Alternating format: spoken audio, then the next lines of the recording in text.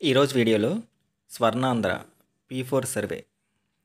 దీనిలో అందరూ ఉపాధ్యాయులు, ఉద్యోగస్తులు, next normal human beings, job చేసుకునే వాళ్ళు అందరూ కూడా ఈ స్వర్ణాంధ్ర P4 సర్వేని ఎలా సబ్మిట్ చేయాలి, సబ్మిట్ చేసిన తర్వాత మన యొక్క పార్టిసిపేషన్ సర్టిఫికేట్ని ఎలా డౌన్లోడ్ చేసుకోవాలి అనే విషయం గురించి ఈరోజు మనం ఈ వీడియోలో చూద్దాం.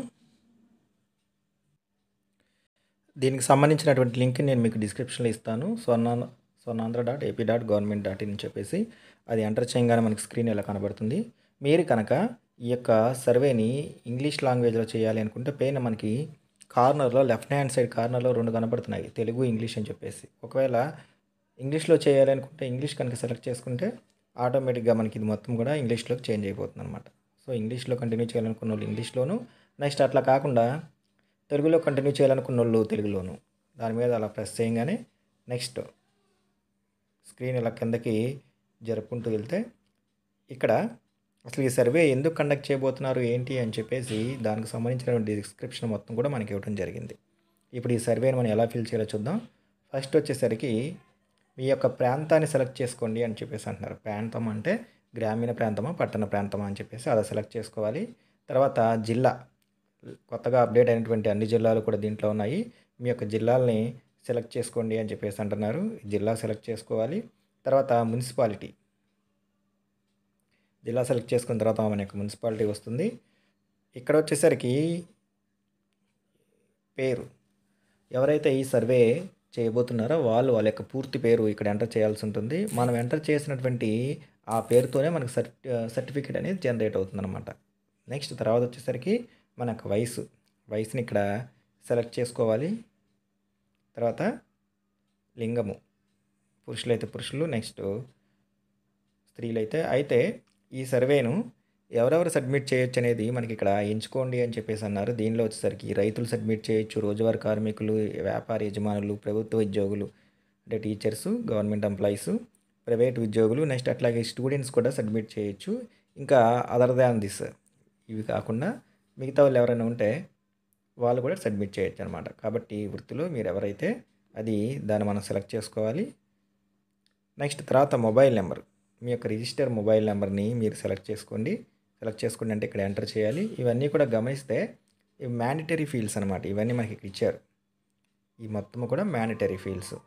తర్వాత ఇక్కడ నుంచి మనకి జనరల్ సర్వే అనేది స్టార్ట్ అవుతుంది. వీటికి సంబంధించినటువంటి క్వశ్చన్స్. దీనిలో వచ్చేసరికి మొదటి క్వశ్చన్ ఒకసారి మనం చూస్తే, మీ అభిప్రాయం ప్రకారము మీ ప్రాంతంలో పేదరికానికి కారణం ఏమిటి?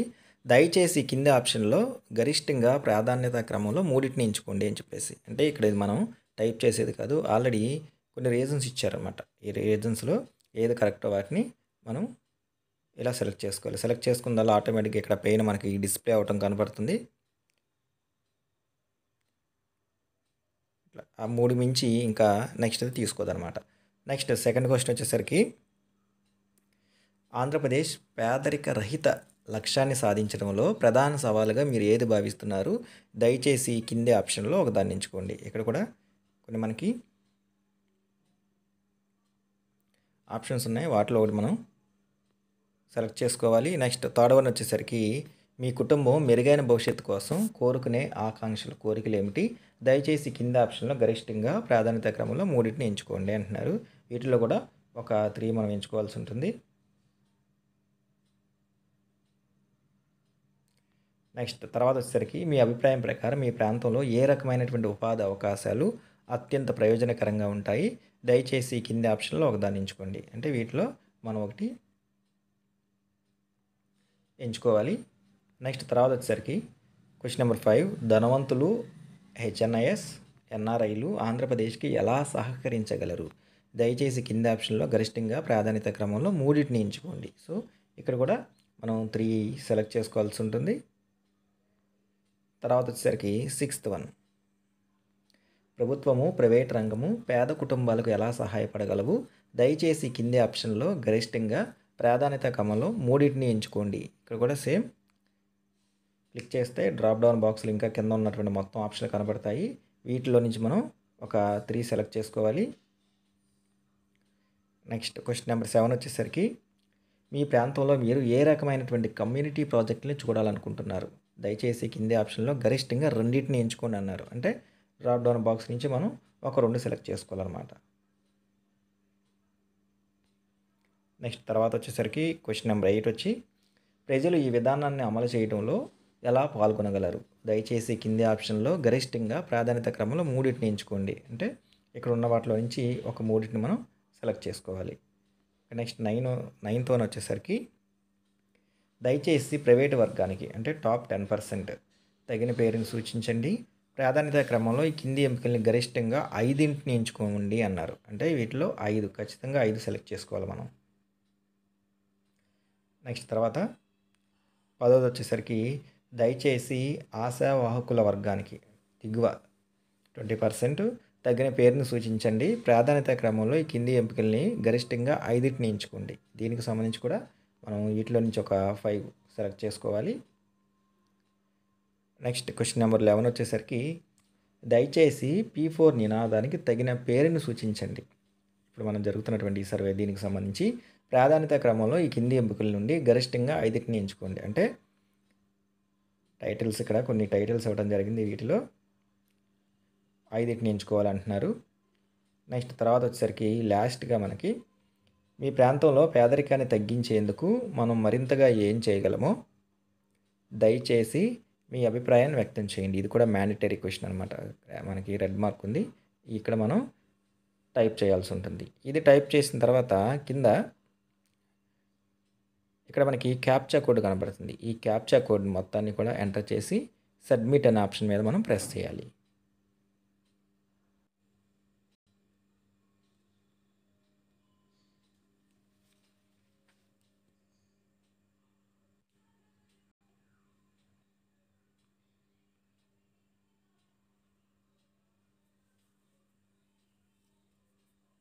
ఇప్పుడు మనకి ఇట్లా థ్యాంక్ యూ అని చెప్పేసి we appreciate your participation and suggestions అని చెప్పేసి కనపడుతుంది. ఆ తర్వాత కింద మనకి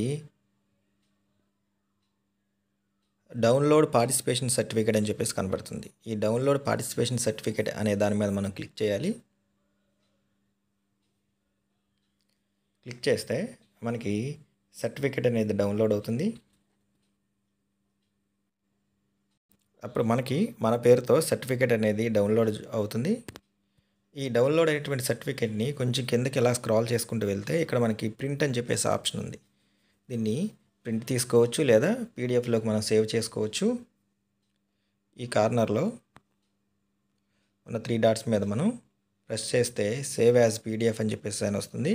సేవ్ యాజ్ పీడిఎఫ్ అనే ఆప్షన్ మీద ప్రెస్ చేసి సర్టిఫికేట్కి పేరు ఇచ్చేసి ఈ సేవ్ అనే ఆప్షన్ మీద ప్రెస్ చేస్తే ఆటోమేటిక్గా సర్టిఫికేట్ అనేది మనకి సేవ్ అవుతుంది. ఈ విధంగా ఈ స్వర్ణాంధ్ర P4 సర్వేలో అందరు ఉద్యోగస్తులు, ఉపాధ్యాయులు, ప్రైవేట్ ఎంప్లాయీస్, స్టూడెంట్స్, కార్మికులు, విద్యార్థులు అందరూ కూడా ఈ సర్వేని మనం ఈ విధంగా కంప్లీట్ చేయొచ్చు. దీనికి సంబంధించిన లింక్ నేను మీకు డిస్క్రిప్షన్లో ఇస్తాను. లింక్ మీద క్లిక్ చేయగానే డైరెక్ట్గా ఈ పేజీకి రీడైరెక్ట్ అయ్యి డైరెక్ట్గా సర్వే పేజీకి అనేది వెళ్ళటం జరుగుతుంది.